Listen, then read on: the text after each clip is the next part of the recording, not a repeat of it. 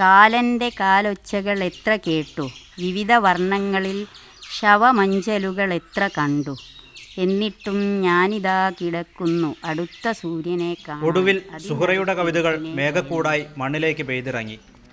Dialysis കഴിഞ്ഞുള്ള ഉറക്കം വരാത്ത രാത്രികളിൽ കോറിയിട്ട വരികളാണ് പുസ്തകരൂപത്തിൽ പുറത്തിറങ്ങിയത്. ആശുപത്രിയിലെ മനമടിപ്പിക്കുന്ന മരുന്നിൻ്റെ ഗന്ധം മുതൽ അത്തിമരത്തിലെ തത്തമ്മ വരെ സുഹറയുടെ കവിതയ്ക്ക് വിഷയങ്ങളായി. വായന വളരെ കൂടുതലാണ്, വായിക്കാൻ ഇഷ്ടമാണ്. ഇപ്പോൾ ഒരു സാധനം കെട്ടിക്കൊണ്ടുപോകുന്ന ഒരു കടലാസാണെങ്കിലും അത് വായിച്ചിട്ടേ പിന്നെ അതിൻ്റെ പണിയെടുക്കുള്ളൂ. ഇരുവൃക്കകളും തകരാറായ സുഹറയ്ക്ക് 5ാം ക്ലാസ് വിദ്യാഭ്യാസം മാത്രമാണുള്ളത്. വിധി പല രൂപത്തിൽ വേട്ടയാടുമ്പോഴും ആത്മവിശ്വാസം മാത്രമായിരുന്നു സുഹറയ്ക്ക് കൂട്ട്.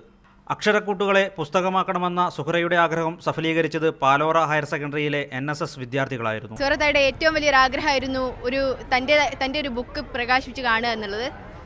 ആ ആഗ്രഹം ഞങ്ങൾ ഓരോരുത്തരും ഓരോ NSS വണ്ടിയിലും തൻ്റെ നെഞ്ചിലേറ്റുകയും അതിൻ്റെ സഫലീകരണത്തിന് വേണ്ടി പ്രവർത്തിക്കുകയും ചെയ്തു. നാട്ടിൻ പുറത്തുകാരിയുടെ നിഷ്കളങ്കതയും ഹൃദയശുദ്ധിയും സുഹറയുടെ കവിതകളിൽ തെളിഞ്ഞു കാണാം. നല്ല വായനക്കാരി കൂടിയാണ് സുഹറ. ബഷീറിനെയും SK പൊറ്റക്കാടിനെയുമാണ് എഴുത്തുകാരിൽ ഏറെ ഇഷ്ടം. ക്യാമറ പേഴ്സൺ വിൽസൺ KBക്കൊപ്പം KB അരുൺ, മീഡിയ 1, കോഴിക്കോട്.